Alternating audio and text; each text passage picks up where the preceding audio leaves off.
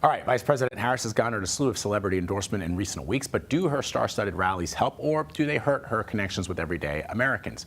Rhode Island Democratic Congressman Gabe Amo is a Harris campaign surrogate. He is joining us live from Providence. Congressman Amo, you know a thing or two about swing state voters. In just the last month, you've crisscrossed everywhere from Macon, Georgia, to Michigan and many states in between. This is something that's always kind of interesting to people who watch politics. Do those celebrity endorsements matter? In some cases, my suspicion is that they often don't, but they can have an effect. For example, when that comedian made the joke about Puerto Ricans and Puerto Rico at Madison Square Garden, we know that if you're somebody like Bad Bunny, who's got some 20 million followers across social media, something that he says may give an edge to the vice president. What's your take?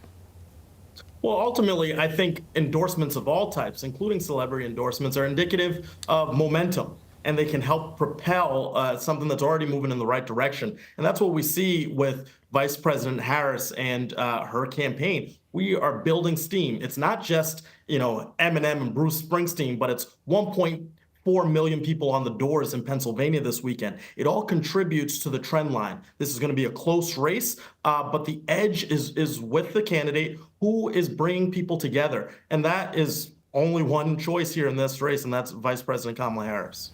And as you know, we've only got a little less than 24 hours to go. Tonight, the campaign has another big moment lined up. We're talking about Oprah Winfrey, Lady Gaga.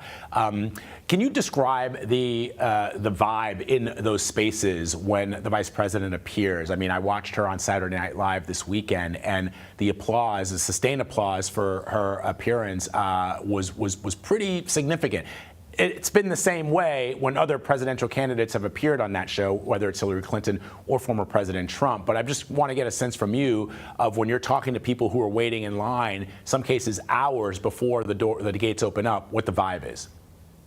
Well, I was at a major rally for the vice president in Georgia a few weeks ago, and I could feel it. The energy was palatable. And what you see here is that we have valid, trusted stakeholders validating rather the energy, the message that the vice president is putting forward. But also, what's happening in those spaces is finding community and building together for the page turning that we need in this election. The vice president talks about a new way forward. We have had Donald Trump focus on himself and his enemies list. The vice president is talking about practical things, her to-do list to impact the American people, from home ownership to making sure that we all have our freedoms protected. And so when you look at that contrast, people are optimistic, they're hopeful, they're positive. She's going to be a president for all people, and that's what these events build to, because people show up at these things and then they become evangelists. They tell their friends, they tell their neighbors,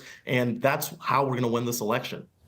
Congressman, just one last question in 30 seconds or so. Can you just tell me, the issue that Hillary Clinton's camp had is they got a little bit too into the enthusiasm that they were seeing on the campaign trail, which left them blind spots in some places that they needed to be. Any lessons learned from that campaign? 100%. Look, as Jay-Z says, men lie, women lie, numbers don't. The numbers here of people on the doors, on the phones, at events, this is a campaign that is building, and it's going to culminate from the early vote into a strong election day performance where margin of error, a race in 7 states. That means we are close, but we have the momentum, and Vice President Harris is going to deliver a victory because of the American people wanting to move forward. I love it. Congressman quoting Jay-Z. Yeah, great. Congressman Amo, thank you so much. Appreciate it. Thank you.